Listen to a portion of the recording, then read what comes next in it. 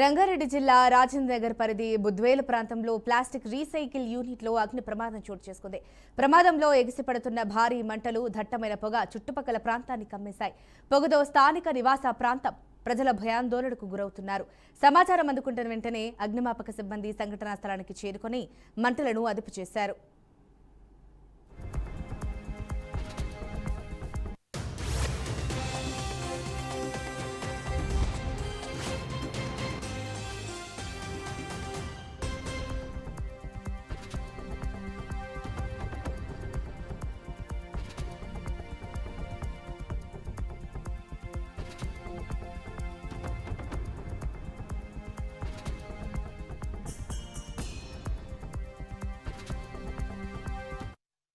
సిటీలో ఉంటానండి. నా పేరు ఆనంద్ గౌడ్. ఇక్కడ ఇల్లీగల్ గా ప్లాస్టిక్ కంపెనీలు నడుపుతున్నారు.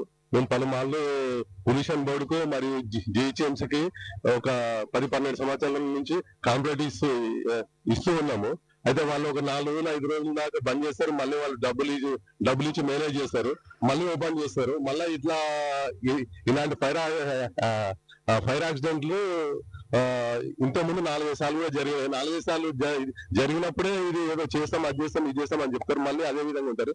మా మా మా ఏరియాలో దానా కంపెనీలు కూడా ఉన్నాయి. ఆ దానా కంపెనీలు దాని వల్ల వాటర్ వాడడం వల్ల మా ఏరియాలో కూడా వాటర్ ప్రాబ్లం, మన వాటర్ పొల్యూషన్ కూడా బాగా జరుగుతుంది.